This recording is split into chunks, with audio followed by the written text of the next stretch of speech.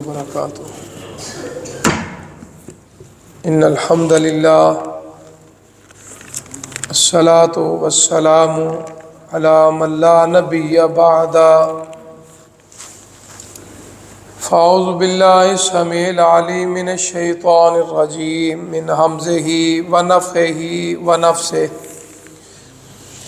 لا حول ولا قوة الا باللہ بسم اللہ الرحمن الرحیم الذین ينفقون اموالهم فی سبیل اللہ ثم لا يتبعون ما انفقوا منا ولا اذى لهم اجرهم عند ربهم ولا خوف علیہم ولا هم يحزنون قول معروف ومغفرہ خیر من صدقۃ یتبعها اذی واللہ غنی حلیم صدق اللہ العظیم۔ وہ مرد عورت جو اللہ کی راہ میں اپنے مالوں کو خرچ کرتے ہیں اور جو وہ خرچ کرتے ہیں اس کے پیچھے کسی کو تکلیف نہیں دیتے، احسان نہیں جتلاتے، اللہ رحمان فرماتے ہیں کہ اس مرد عورت کے لیے اللہ کے ہاں بہت بڑا اجر ہے۔ نہ اسے کوئی دنیا میں خوف و ڈر ہے، نہ ہی قبر میں، نہ آخرت میں، نہ میدان محشر میں اس کو کسی قسم کا غم ہو۔ حضرات محترم،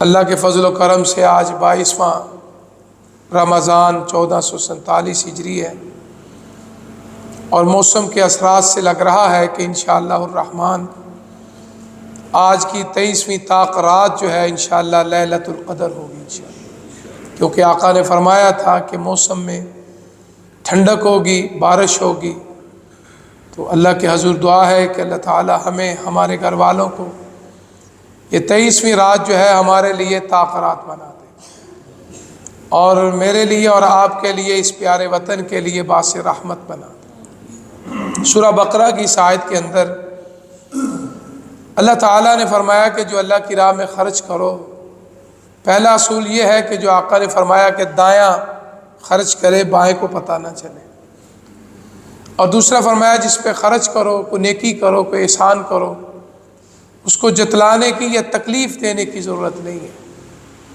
کیونکہ پھر اس صدقے کا، اس ایصال ثواب کا مقصد ختم ہو جائے گا۔ کیونکہ اللہ کی رضا کے لیے جو عمل کیا جائے اس کے اجر کا مطالبہ اپنے رب سے کرنا چاہیے، بندہ کسی کو بدلہ نہیں دے سکتا۔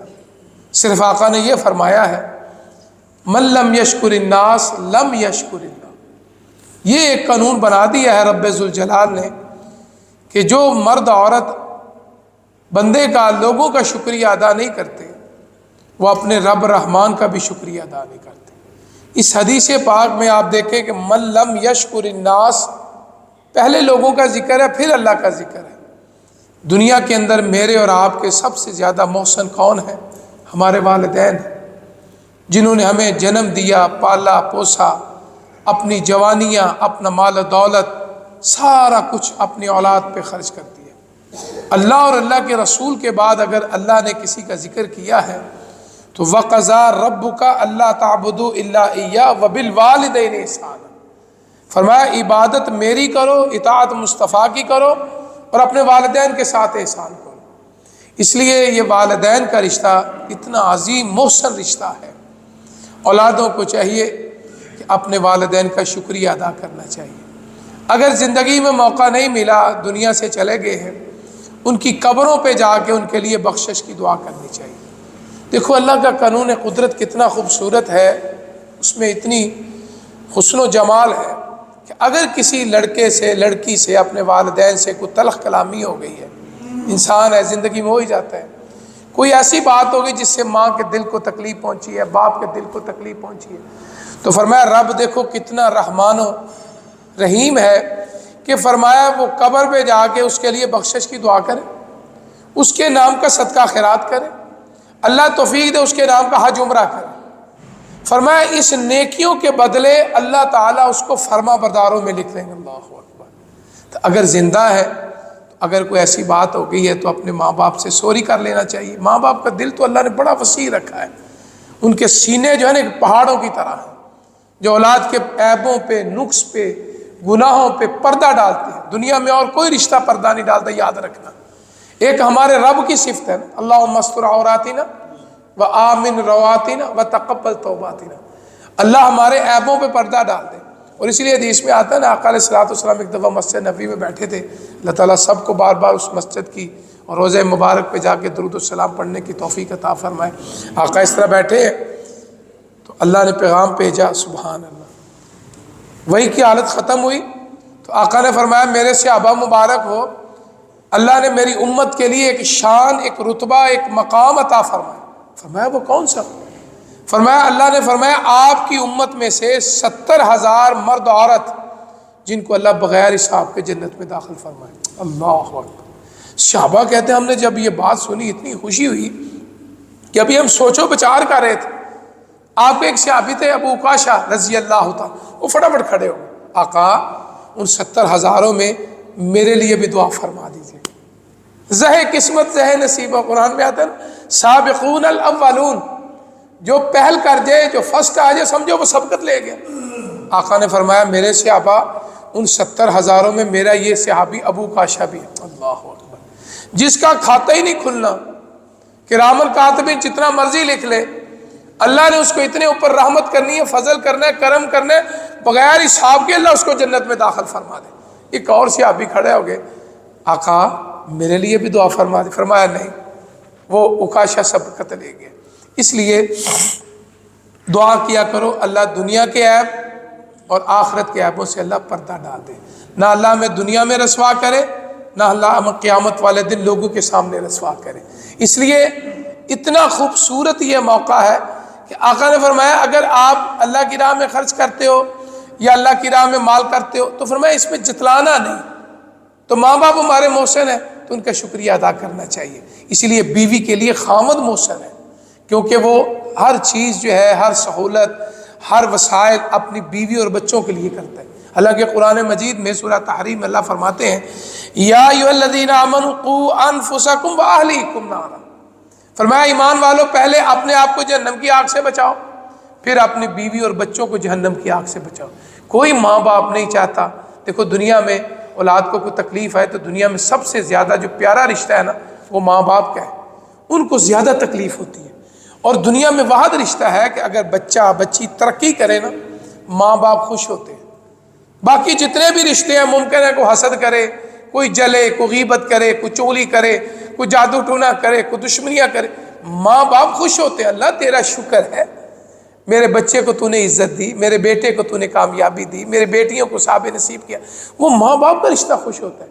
تو اس لیے اللہ نے فرمایا جو آپ کے اوپر نیکی کرتا ہے، جو احسان کرتا ہے، جو آپ کے لیے کوئی کام کرتا ہے، فرمایا اس کے لیے پہلی بات تو یہ ہے کہ اس کے لیے شکریہ ادا کرے۔ نہیں، فرمایا سب سے بڑا تحفہ یہ ہے کہ اس کی غیر موجودگی تہجد کے وقت اٹھ کے دعا کرے، اللہ آپ نے اس بندے کے دل میں بات ڈالی، اس نے میرا کام کیا، اللہ اس کو اوپر رحم فرما لو۔